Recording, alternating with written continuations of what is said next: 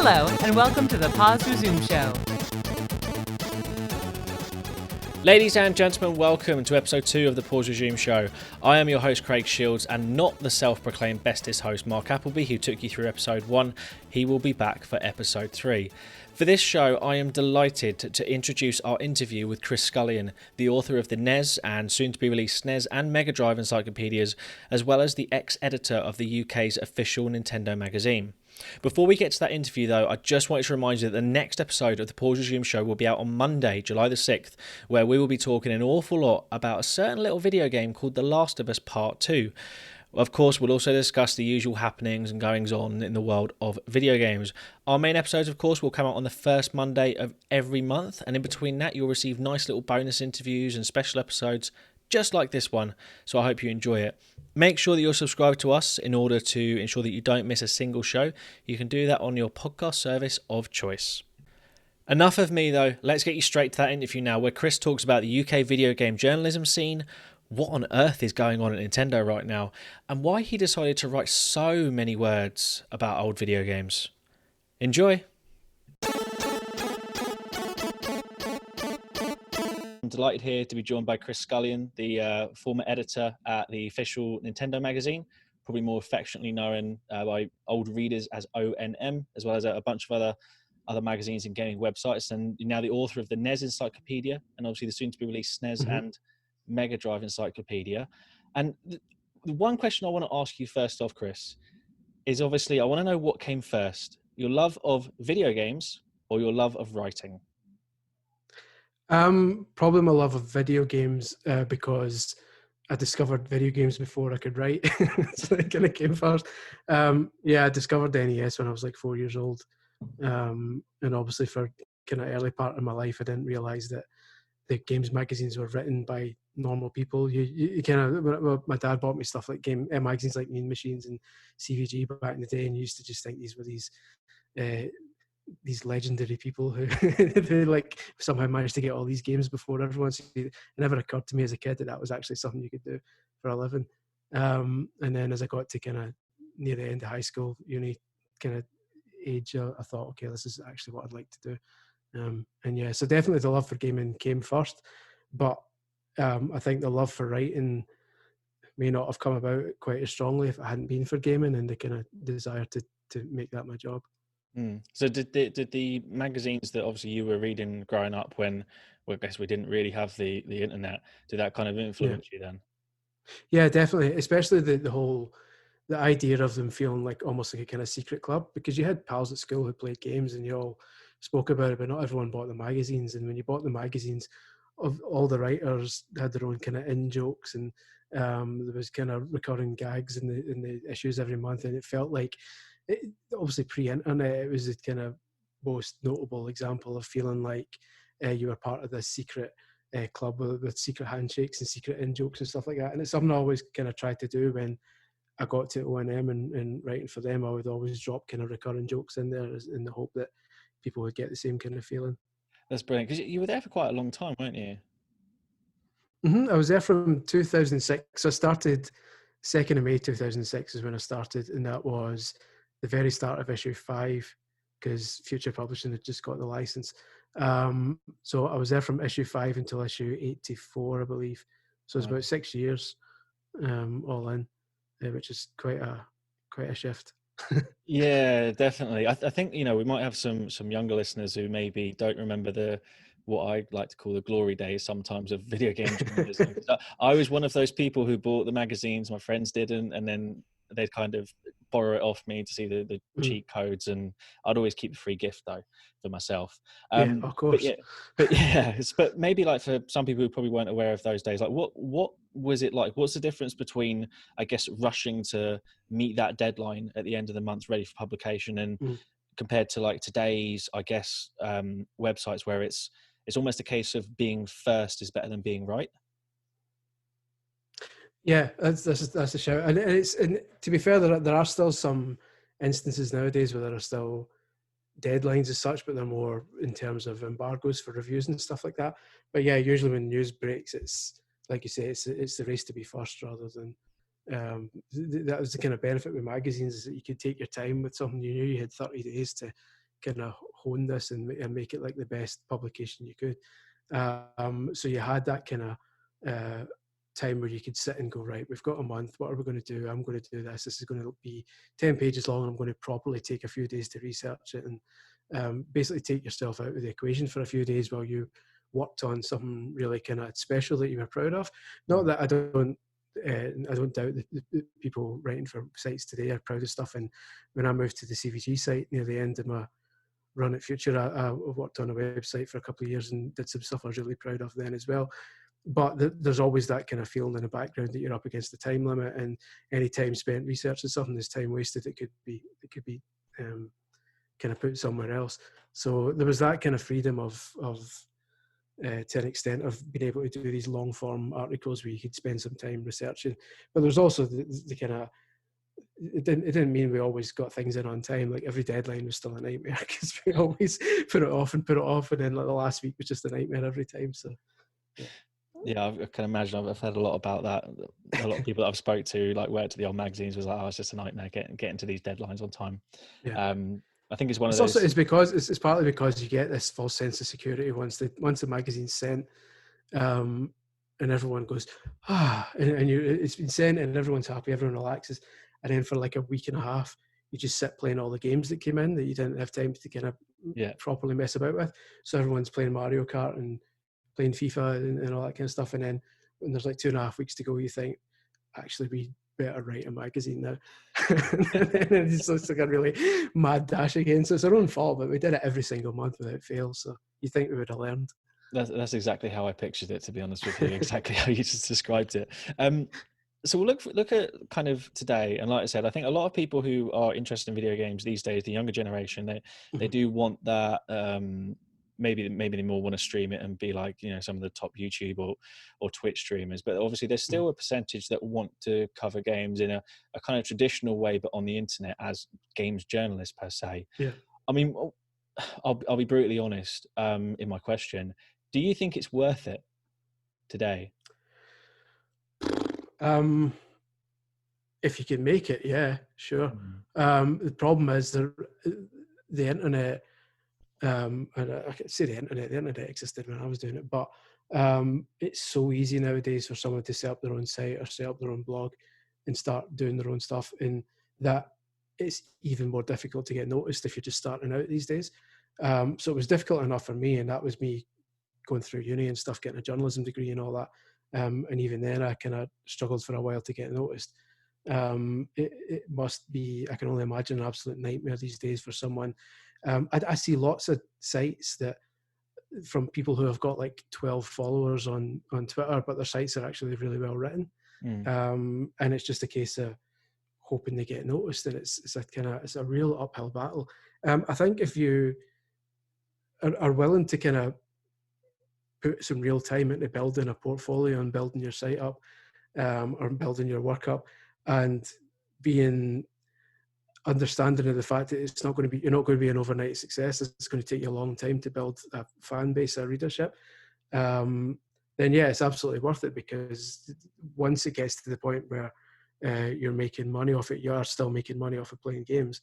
It's just nowadays it seems to be harder than ever to get to that stage. So yeah, it's worth it. It's just be aware that 99% of people don't make it, as it were. Yeah, it's probably the other thing is obviously you're not going to become a millionaire either if you become a games No, journalist. certainly not. It's one of the reasons I'm not doing it full time anymore. Like I did it now for 9 years in London at Future, and after 9 years, I'd just broken like 20,000 a year. And then when they closed CVG and said, "Do you want to move to Bath and keep working? Move to Games Radar if you want." And I just thought, no. At this point, we were ready to have kids and stuff, and I thought, if we're going to move from London, we'd rather just move to Scotland. So that's when we I just took my redundancy and set up my own site instead, and just did freelance from that point on. Because yeah, the money's not great. From what I understand, in America, it's a good bit better. So if you're a games journalist in America, eventually you can get up to a point where you're making decent money. Yeah. But certainly in Britain, you could probably count on two hands the number of people who are making reasonable income from it, I would have thought.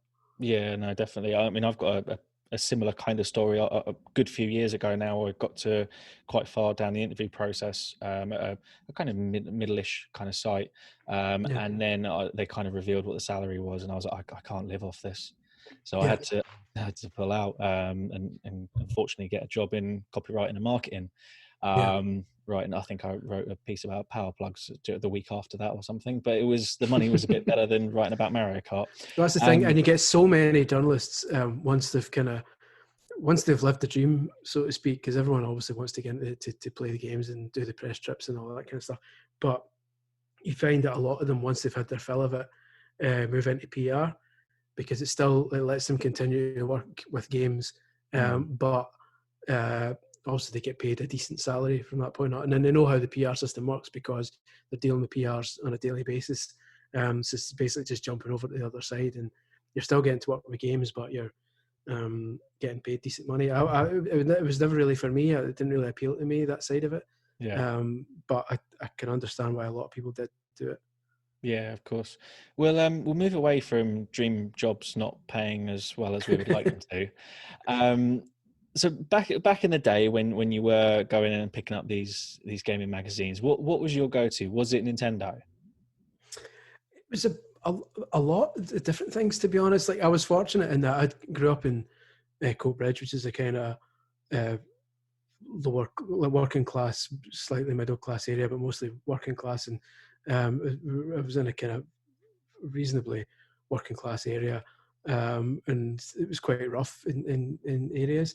So I think my mum and dad kind of decided, let's keep him indoors as much as we can. So I was fortunate in that I got the kind of the Nintendo systems and the Sega systems and stuff like that. And so I was fortunate in that I never had to take a side because luckily I had the kind of systems bought for me. So my magazine kind of the magazines I read were quite wide ranging. So you had Mean Machines, the kind of multi-format ones, that and CVG and Games Master when it came around, but then also all the Sega ones like Sega Power and Sega Pro and Mean Machines Sega, and then the Nintendo magazine system and Total, which is a Nintendo magazine, and just all the way through. Anytime a new system came out, I'd get the official magazine. So I was subscribed to the official Dreamcast magazine, and had got a few issues of the official Saturn magazine, even though I didn't have a Saturn. But I just basically I couldn't stop. I couldn't get enough of magazines, regardless of what they were. Which I think helped when I eventually got the gig, because you realise quite quickly that every magazine has their own house style, and you can't just dedicate yourself to writing in one style, because then you'll get a freelance gig with someone else and they'll say, I'm sorry, your bad jokes about Hull aren't really suitable for Edge. Right, fair enough. Brilliant. actually, back in the day, one of my biggest regrets, actually, because I was a big Sega kid. So I had the Dreamcast I think I got it at Christmas after it was launched, and I had every single issue of the official Dreamcast magazine. And my biggest regret was a couple of years after, my mum was like, "Shall I throw these out?" And I said yes, and I've regretted it ever since. Oh, gutted. Yeah. Listen, I say gutted, but the amount of stuff I threw out over the years is just like insane, especially when you see how much money they go for these days. Yeah. Like, I remember when the Nintendo 64 came out, I couldn't afford it, but I had to have it on day one. This is to be done. So I phoned my local kind of indie game shop and said to him, look, I've got a Mega Drive here with 96 games. I will trade you all in for a Nintendo 64 with Mario 64. And he said, yep, fine. So I basically gave away like nearly 100 games in a Mega Drive just for a new system with one game. And it's like, at the time, it was like totally worth it, because Mario 64 was incredible. But now when you look back, you go, oh, an idiot. And the amount of stuff I willingly gave away that could have made a nice wee collection nowadays. Yeah, I think we've all got a story like that. I did the same with, I think it was a lot of my PS2 stuff to get 360. Anyway, we'll move on from things that we will regret. So let's move on. It seems to be a collection of sad stories. It is. Getting paid terrible money and giving things away. Sad story podcast. Anyway, so your NES Encyclopedia is out. Yes. What possessed you to write an encyclopedia for every single game that ever appeared on the NES, and then obviously your next books as well? What happened? Yeah, what possessed me to do it again? Yeah, well, basically, when I was younger, one of the kind of magazines, when I was younger, my dad brought home one day this thing called the Complete Guide to Consoles, and it was a special one-off kind of bookazine, I suppose you'd call it nowadays, made by the people who did Mean Machines and CVG, and it was like a thicker magazine than usual, and it had like, it said the complete guide, but it wasn't a complete guide, but it had many reviews of maybe like 200 games, and it was more than I'd ever seen in a magazine at that point. I was like, this is incredible. It's got all the Marios in it, and it's got all the big Mega Drive games at the time. I was like, this is, and like I couldn't tell you how many times I read through it because it just felt definitive, even though it wasn't.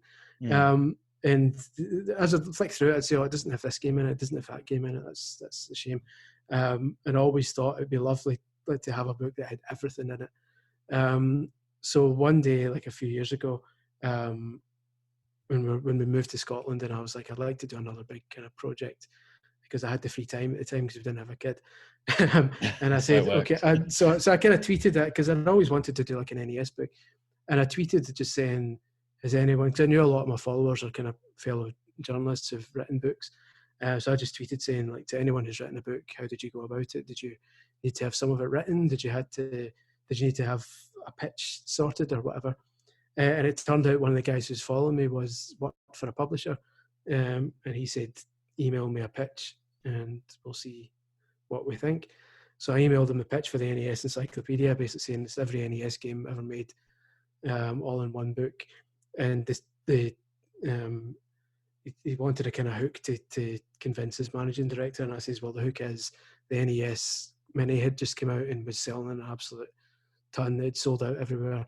And they'd announced they were adding the NES games to the Switch. So I said, there's your hook. People are still interested in it. So he said, okay. The managing director agreed. So I started writing that. And when it came out, it sold well enough that they said, okay, well, do you want to do more? Pardon me. So, yeah, so now I've just finished. I say just finished. Last year I finished writing the SNES one. And it's due out in September.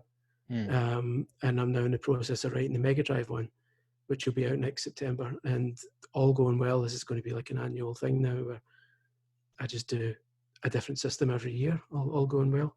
Yeah. Is there any, we're maybe getting an exclusive here if you want to reveal it, but is there any you want to do after the Mega Drive one? Do you have a list or?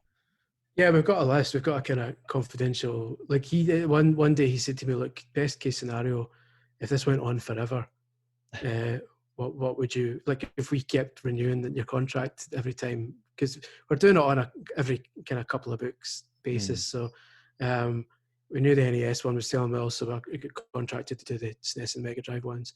And if they do well, which we're hoping they will because they were both more popular than the NES, I'll get contracted to do 2 more and then 2 more and 2 more.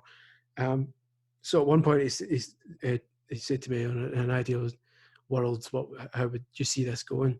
And we've got like a list of like 25 books, ideally, in an ideal world that I would be writing until I'm in my late 50s.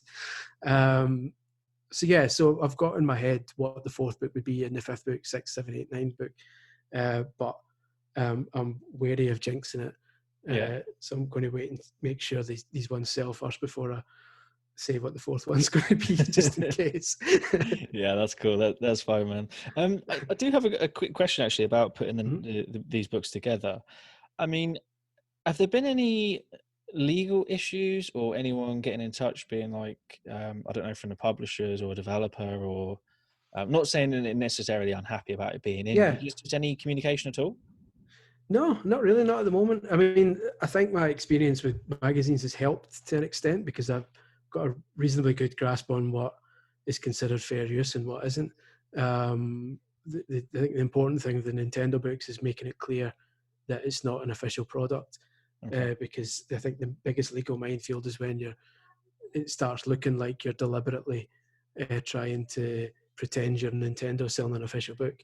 And that's when the kind of legal eagles start coming in and saying, wait a minute, what are you doing here?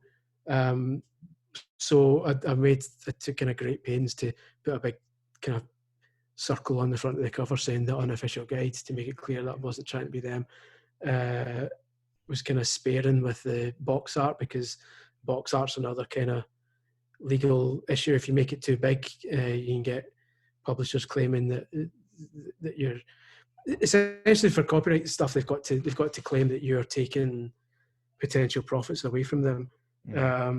So if it's the difference between taking a screenshot of a movie and putting the entire movie up online in a torrent. You could argue that a screenshot in a review is fine because nobody's going to see the screenshot and say, well, I don't need to see the movie now, I've seen enough of it.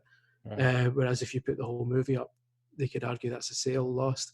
And I've seen people, I've heard horror stories from people before who have made like books full of artwork and stuff like that, and then been told like, we could have made an art book and made money off this, but you've made the art big enough that people can kind of buy your book and assume that they've got an art book.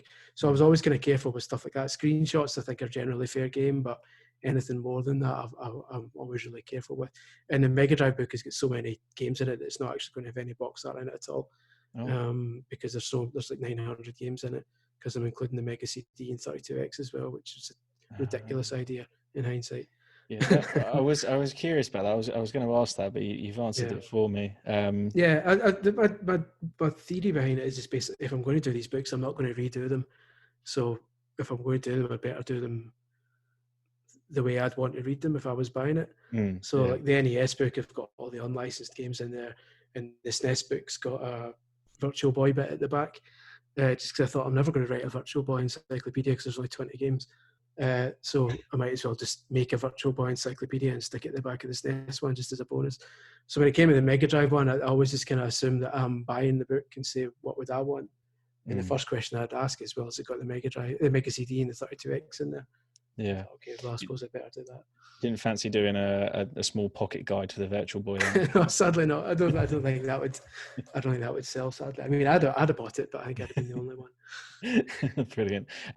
I'll come on to the kind of last question now. Really, I don't know if it's a bit loaded or not, but we'll see. Here we go. I want to. No, it's not that bad. I did want to touch on obviously with your past in games journalism and video games and all that kind of jazz. I'm confident in saying that you know what you're talking about. I wanted to have a chat about E3. Okay. Its relevance. It's the fact that it's not been here this summer like it usually is, and what impact that has had on the industry, on the press, and games in general, I guess. It's definitely. I can definitely feel its absence. I think it's a shame we've not had a week this year where everyone's just kind of come together to look at everything. We've had these kind of sporadic presentations from Sony and Microsoft kind of dotted about, and other kind of studios and things like that. And no, it doesn't really people aren't really coming together because they don't know that this is the 1 week, this is the week of games, and they're all just kind of dotted about all over the place. I think you lose something in that. From a press point of view, I was going to say unlucky, but I don't know whether some people would say lucky, and I never actually went to E3. I was always kind of left back at the home front, kind of covering all the news and all the website stuff from the office to make sure, because I was always quite a fast writer. So I was the one who could always churn out a news story really quickly. So during a conference, when everyone else is sitting back and relaxing and enjoying all the new games out, I'm like, oh no. If they ever did like a big kind of rapid fire conference where they just go game, all the people watching would be like, this is amazing. And I'd be sitting going, this is a disaster. Having to write all these stories up massively quickly and have a story up on the site while they're announcing the next game and stuff like that. That was a nightmare. So from a journalistic point of view, I don't miss it. But from a kind of overarching point of view, I think it's a big loss. If only just because, just in terms of getting all eyes on it, it's a lot harder to grab people's attention when you've got a show 1 week and then 3 weeks later another one appears, and then you've got people like Future and IGN and GameSpot all essentially trying to have their own E3 alternatives now because nobody else is doing it, and you've got Jeff Keighley with his big 4-month thing, which I don't really know what's going on there. So yes, it's weird because everyone seems to be stepping up to take over the mantle of E3, and none of them are really doing it in such a kind of overarching way, and it's a shame. I hope it comes back next year, if only just because the E3 week was always quite exciting because you knew you were going to get all the big announcements. And now it's like, well, we don't know when we're going to get Xbox Series X price and release date, and we don't know when we're going to get PS5 price or release date, and we don't know when we're going to see Nintendo's next lineup of games, and we don't know X, Y, Z. Whereas all of that we kind of roughly expected to see in the second week of June, and now it's just like, yeah, it's just a shame. Yeah. I would have liked to see, I've been kind of preaching about this for a few years now, now that we live in this kind of digital age with fast internet and stuff. The one thing I would have liked to have seen is what they're kind of doing now with Steam, what they did a few days ago, is I'd like to see Microsoft or Sony kind of take some initiative and make all their show floor demos available for download at home.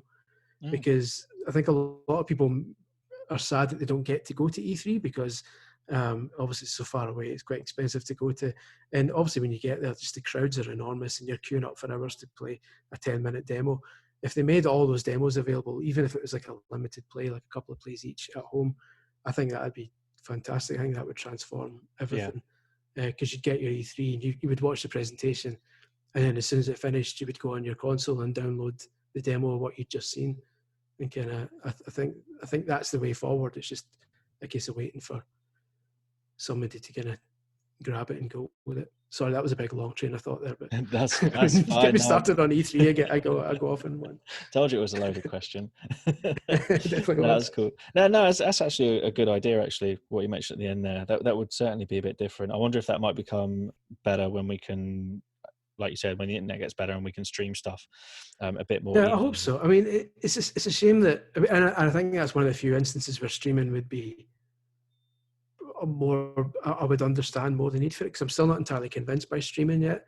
With Stadia and PlayStation Now and the Xbox One, which the name of which I always forget.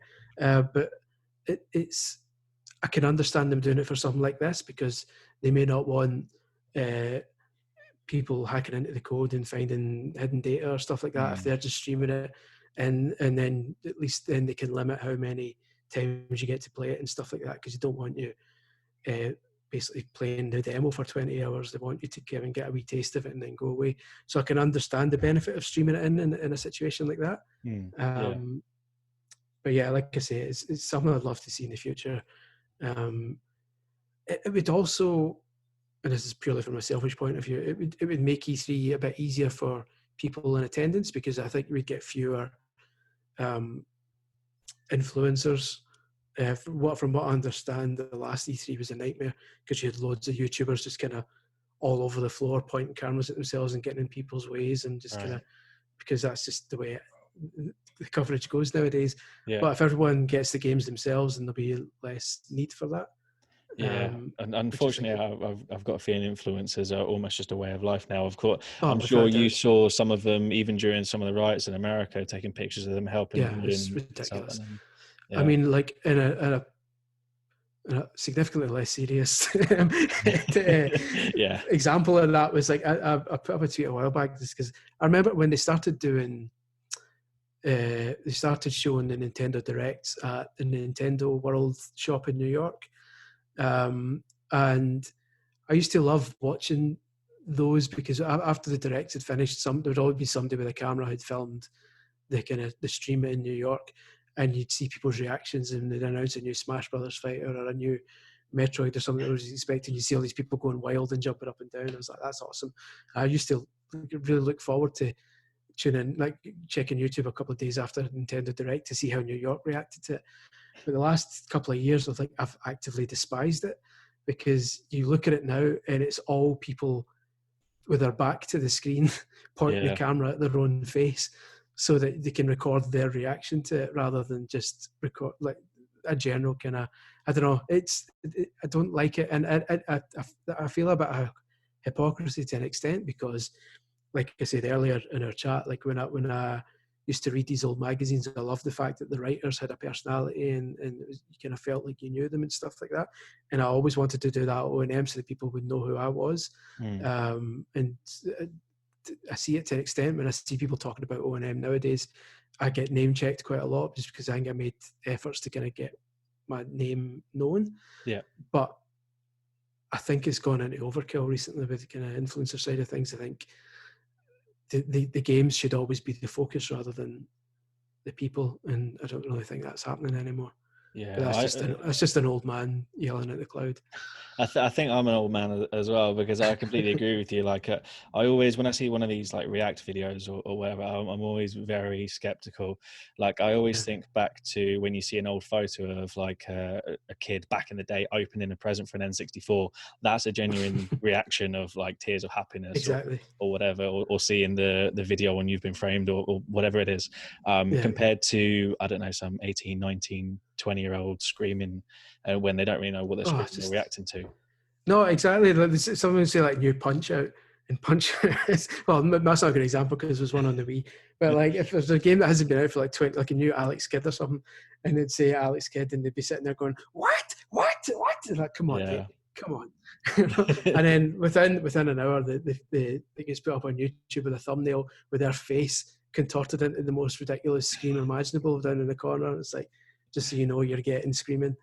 And it's like, I don't. Definitely. I once when the one of the kind of new Star Wars trailers came out, I did like a joke one that went down like a wet fart. Nobody cared. I did like a Star Wars trailer reaction video, like a legit one, where I basically put the camera on me and started the trailer and just sat there watching it like stony faced, and at the end just said, "Yeah, it looks good. I'll go and see that," and that was it. And like, just all the comments were just people saying, that was terrible. That was, and I was like, oh, never mind. I'm never going to do that again. Nobody got it. It's a quiet sense of humor, I guess. Yeah, exactly. That was brilliant. I'm going to ask you one more question, actually, away from YouTubers and streamers who take selfies of themselves. Nintendo at the minute, you touched on them earlier a little bit with regards to E3. What is going on there at the minute? Because I feel like I can just leave the question at that, really. I don't know what's going on there. I mean, obviously they're doing well. So, in the grand scheme of things, I can't really question their tactics too much. But certainly in terms of structure and in terms of I thought the kind of regular Nintendo Directs were doing quite well for them. People seem to quite enjoy them. I don't know if it's a direct response to the internet just kind of getting a bit cheeky about it and constantly saying, when's the next direct, and they've maybe just said, well, stuff you, then we'll just do it our way, or what have you. I'm not sure. They're being really odd now, and if the kind of rumors are to be believed, there's not going to be another direct anytime soon. They're just going to do what they did with the Paper Mario one a couple of weeks ago and just stealth announce stuff, which I'm not entirely sure is the best policy, because you're not getting like everyone's eyes watching it at the same time. So yeah, I'm not really sure what's going on there. From like a journalist point of view as well, that they're being really, they're being a lot more guarded with stuff like review code and stuff like that. It used to be they would give it out to quite a lot of people, but now only select few people get games early, and most other people get it on release date. I think because of, some Pokemon games were kind of leaked early by some German people or Dutch people or something like that, and ever since then they've just been like really terrified of embargoes being broken and stuff like that. So yeah, it's a shame. That happened with us as well. So we used to get review code from Nintendo quite, a couple of weeks in advance, and then eventually that just changed one day to just on release day, which was fine. But yeah, it was a bit of a change. It's a shame, because usually their games are great. So it's not like a situation like some other publishers who remain nameless who almost deliberately give you a game on launch day so you don't get the time to tell people, by the way, this isn't that good. Like games that don't maybe deliver what you would have hoped, and everyone's already got the pre-orders in, so while you're writing up your review saying, actually, this isn't that great, people are already getting it delivered to them. Whereas Nintendo, like you say, that they usually give you games, like they used to give you games weeks in advance, so you could properly take your time with it, and it kind of did away with what we were talking right at the very start about sites rushing to be first and stuff like that. When there's a game with a decent embargo attached to it, with a decent length, it gives you the freedom to kind of sit and think about what you're going to write and do a really good job with the review. And that's what I always liked about Nintendo stuff, is that you had a few weeks to sit and have a think about it and kind of ponder in your head, like after you'd finished the game, because after you finish a game, you want to kind of sit and digest what you've just played through and think, oh, I quite like that, or I'd like to go back to it again and play through this bit and that bit. But if you're rushing because the game's just come out and you want to get a review up as quickly as possible, you can't really do that. So it's a shame that not as many people are getting that with Nintendo games these days. But at the same time, we're still essentially getting these games for nothing, so we can't really complain too much. It's a shame that I've always seen this more as a service than anything, and the service is telling consumers whether we think these things are worth buying or not. Yeah. And it kind of hampers our ability to do that if we're getting it at the same time as all them, and a lot of people are kind of blind buying it without knowing. So that's a shame, but at the end of the day, it's their games, they can do what they want with them. Yeah, exactly. I mean, catching on what you said earlier, actually, about them kind of stealth releasing and announcing stuff. I mean, today, as we record, I think they announced Pokemon Snap, didn't they? I mean, Yeah. if that would normally be in a Nintendo Direct, and I would have already have watched that trailer probably twice during a Direct or whatever, but I've not even... If they'd done a Nintendo Direct and said, and finally, Pokemon Snap, like, people would be like screaming from the rooftops, like legitimately, not just fake screaming. So yeah, it's strange. I mean, people are still going to be talking about it, but it is odd that. To be fair, that was a Pokemon Direct that they'd kind of told people was coming. In this case, I suppose I can't really complain too much, but yeah, for the most part, like that Paper Mario would have been perfect for a normal Direct. And these Mario games that are coming up later in the year, you've got to hope they'll do a proper Direct for them rather than just kind of stealth announcing them as well, which is going to be, but we'll see. Definitely. Just quickly, yes or no, will Breath of the Wild 2 be out this year? No. Will we see any more of Metroid Prime 4 this year? Just see. No. No. I think it's too early. I think we'll see it early next year, I would guess. Broke my heart twice there. Sorry. Listen, I don't know. So I would be delighted to be proven wrong. Breath of the Wild 2, I don't know. Breath of the Wild 2 depends on, I suppose, when they started it. If they started it right after 1 came out and they had a different team working on the DLC, then yeah, maybe actually.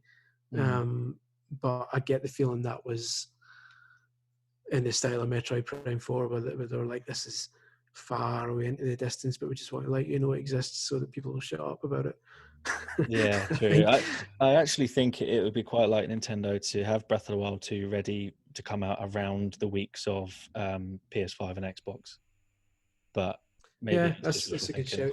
See, I'm thinking that might be when the Mario stuff comes out, but at the same time, Mario came out in, I want to say August. Let me just double check this. Give me a second. My big guess was that because obviously this is the 30th anniversary. 35th anniversary of Super Mario Brothers, and Super Mario Brothers came out on, I've just got it here, the 13th of September 1985. So my guess, I should remember that's my wife's birthday. My guess would be that on the 13th of September is when all these Mario games are going to come out, which then, in that case, you're right, does still leave Christmas open. So yeah, we'll need to wait and see. Yeah. But my other kind of theory behind this is the 35th anniversary of Zelda is next year, which makes me think Breath of the Wild might be held back until next year. And they could have like a big year of Zelda, and they'll maybe then re-release all the old games. They'll do what they're doing with the Mario games this year, and they'll maybe re-release Wind Waker and Twilight Princess and Ocarina and all that on the Switch. That would be my guess. Is that this would be the Mario year and next year would be the Zelda year? I would have thought. That does make sense. Maybe the year after that will be the second year of Luigi, but we'll have to wait and see. I guess. Listen, a man can dream. Brilliant. So that's pretty much it, Chris. That was a lovely chat. Do you want to kind of let us know where people can find you and buy your books and all that jazz? Yeah, I'm on Twitter at Scully1888.